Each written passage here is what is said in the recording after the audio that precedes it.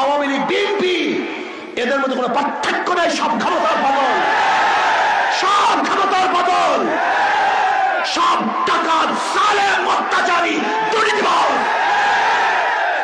আজকে বিএনপির বক্তব্য শুনলে আশ্চর্য হয়ে যায়।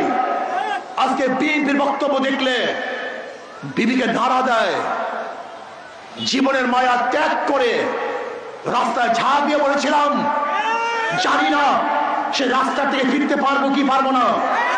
আজকে আমাদের আবেগ, আমাদের বিবেক, আমাদের রক্ত, আমাদের ত্যাগ, আমাদের আন্দোলন, আমাদের শ্রম নিয়ে যদি বিএনপি সিনেমিতে খেলতে চায়, এদেশের মানুষ ওদেরকে রক্ষা করবে না, ওদেরকে বিচারের কাজ করবে ইনশাআল্লাহ।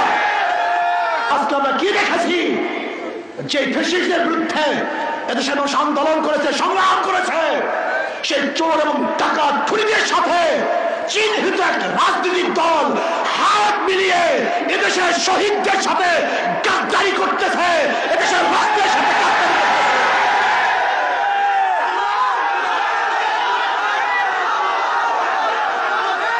আপনারা জানেন ওরা এদেশের মানুষের পাগল নয়, জনগণের ভুক্তদের মধ্যে নাই।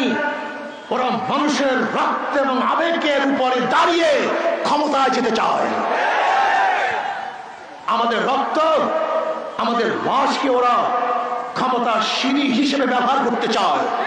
মনে রাখতে হবে, আওয়ামী লীগ, বিএনপি, এদের মধ্যে কোনো পার্থক্য নেই। সব ক্ষমতার বদল, সব ক্ষমতার বদল, সব টাকার জালেম, অত্যাচারী, দুর্নীতিবাজ। আজকে বিএনপির বক্তব্য শুনলে আশ্চর্য হয়ে যায়। আজকে বিএনপির বক্তব্য দেখলে বিবিকে নাড়া দেয়। জীবনের মায়া ত্যাগ করে রাস্তায় ঝাঁপ দিয়ে বলেছিলাম, জানি না সে রাস্তা থেকে ফিরতে পারবো কি পারবো না।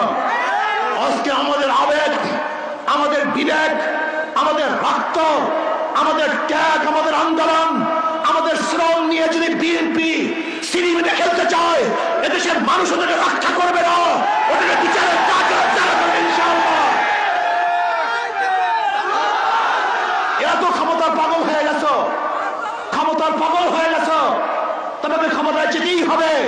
মনে রাখবো, এদেশের পাবলিক, এদেশের জনগণ, তারা ক্ষমতায় যেতে চায় না, তারা স্বাধীনভাবে বাঁচতে চায়।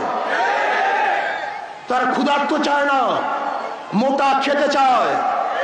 তোমাদের মতো রক্তের উপর দাঁড়িয়ে মার্সিডিজ গাড়িতে চলতে চায় না, তারা সামান্যভাবে বাংলাদেশে হাঁটতে চায়।